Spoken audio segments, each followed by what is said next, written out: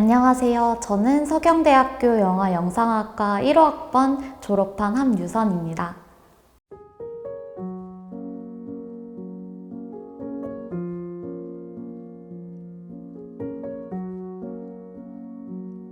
되게 감사한 시간이었어요. 왜냐면 강정마을이라는 주제가 무겁게 다가오실 수 있었을 텐데 그럼에도 불구하고 강정마을에 대한 이야기를 같이 공유해 주시고 직접 봐주러도 와주시고 하셔서 그런 부분들이 굉장히 감사하게 다가왔었습니다.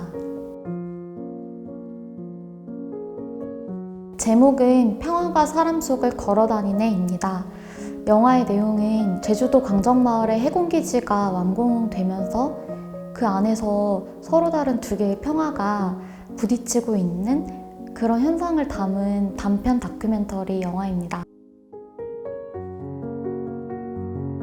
영화 영상학과에 진학하면서 강정마을에 대한 이야기를 한 번은 다루고 싶다는 생각을 많이 했었어요.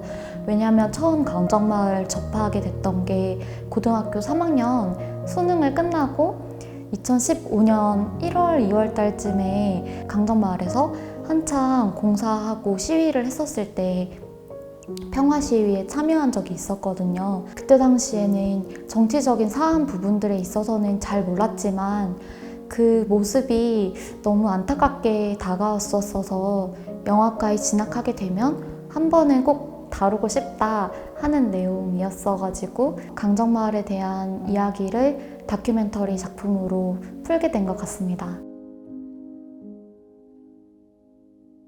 저는 경험에서 많이 얻게 되는 것 같아요. 왜냐면 직접 경험을 해본 일을 영화로 담아낼 수 있는 게 가장 잘 담아낼 수 있고 감정적인 접근도 그렇고 깊이 있게 내러티브를 형성해 나아갈 수 있는 부분이라고 생각을 해서 저는 영상을 만들 때 경험한 일을 토대로 작품을 만들어내는 것 같습니다. 제가 왕빈 감독님의 사령운이라는 작품을 개인적으로 좋아하는데요.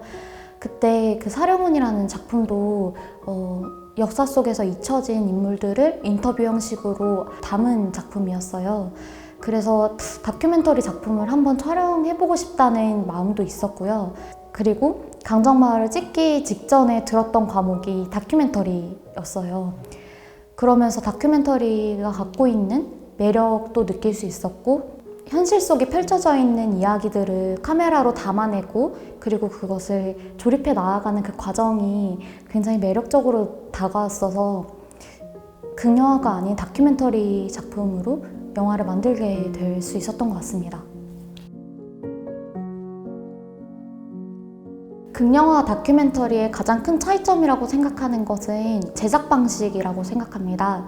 극영화 같은 경우에는 짜여져 있는 각본과 배우분들 그리고 미장센들도 감독님의 의도대로 철저하게 짜여져 있는 반면에 다큐멘터리 같은 경우에는 이미 벌어져 있는 현실을 카메라로 어떻게 담아낼 것인지 피사체와 카메라의 거리는 얼만큼 유지를 할 것인지 어떤 내용을 담을 수 있고 또 어떤 내용을 포기할 것인지 이런 부분은 극영화와는 비슷하지만 현실에 있는 것을 담느냐 아니면 의도된 것을 담느냐 이런 제작 방식에 있어서 극영화 다큐멘터리에 명확한 차이점이 있다고 생각합니다. 다큐멘터리를 촬영하기 직전에도 어떤 기획된 시나리오나 연출자가 컨트롤할 수 있는 부분들이 있는데 저 같은 경우에는 강정마을을 촬영하러 내려갔었을 때 어떤 기획 시나리오를 따로 가지고 가지 않은 상태에서 촬영을 임했었어요. 제가 직접적으로 본 부분들이 아니기 때문에 마을 주민들께 어떤 질문을 드려야 할지 난감한 사안들이 많았어요.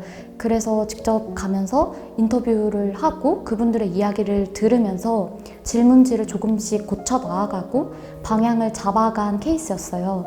그분들의 답변을 들었었을 때 평화라는 키워드가 가장 그 상황을 응축시킬 수 있는 부분이라고 생각을 해서 영화를 찍으면서 평화에 포커스를 맞춰서 영화를 찍게 되었는데요. 다큐멘터리를 찍을 때 어려웠던 점이 이런 부분인 것 같습니다. 연말에 탈북인 중년 여성 5명의 이야기를 담은 다큐멘터리를 촬영할 계획이 있습니다. 절박한 삶이라는 책의 원작이 있는데요. 그 책도 탈북 중년 여성 5명이 어떻게 한국에서 살아가고 있는지, 탈북을 하는 과정과 남한과 북한의 차이점 부분들을 이야기로 담은 책이 있는데요. 그것을 원안으로 해서 영화를 촬영할 계획이 있습니다. 개인적인 목표는 어떤 일을 하든지 즐겁게 하자가 개인적인 목표고요.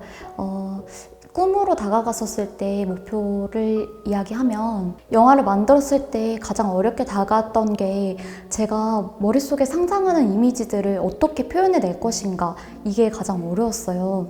그래서 제 현재 목표는 다양한 영상 매체를 경험을 하고 공부를 하면서 이미지를 표현할 때 좀 더 색다르게 공감할 수 있는 영상을 만들 수 있는 게 제 목표입니다. 너무 개인적인 그냥 저의 생각이 담긴 거지만 저는 호기심이 많은 편이었어요. 그리고 정말로 영화를 너무 좋아했어서 수업 들을 때도 그렇고 참여도 막 많이 하고 교수님들한테도 많이 여쭤보고 했었거든요. 그래서 돌이켜서 생각해보면 활발하고 호기심이 많은 학생이었다인 것 같습니다. 관찰과 상상이라는 수업이 있었어요. 그 수업은 정말로 말 그대로 관찰을 하고 상상을 해서 그것을 결과물로 내는 수업이었었는데요. 수업 시간에 예를 들어서 이런 것들이 있었어요. 산책, 저희 학교 반경 1시간 이내의 거리에서 어떤 것들을 관찰하고 그것을 이제 시로도 써보고 나중에 나아가서 나만의 방식으로 촬영을 하는 수업이 있었는데 저는 개인적으로 그 수업이 굉장히 많이 기억에 남았습니다. 서경대학교 영화영상학과의 장점이라고 생각하는 것은 정말 다양한 영상을 창작해 볼 수 있는 기회와 토대가 주어진 것이라고 생각해요. 저희 학교가 모토로 걸고 있는 1인 시스템이라는 게 있는데 정말로 촬영도 경험해 보고 사운드적인 거, 기술적인 부분들, 그런 부분들에 있어서 체계적으로 잘 커리큘럼이 짜여 있다고 생각을 해서요. 그래서 그런 부분이 저희 학교만의 장점이 아니었나라는 생각이 듭니다. 그리고 저희가 총 10주 동안 작품을 촬영을 하는데 모든 학생들이 촬영을 해볼 수 있는 기회가 주어지거든요. 그러면서 내가 직접적으로 혼자서 다 컨트롤을 할 수 있겠구나라는 생각을 들게끔 만들어주는 시스템인 것 같아서 그런 부분이 저희 학교가 모토로 걸고 있는 그 1인 제작 시스템에 걸맞는 부분이지 않을까라는 생각이 듭니다.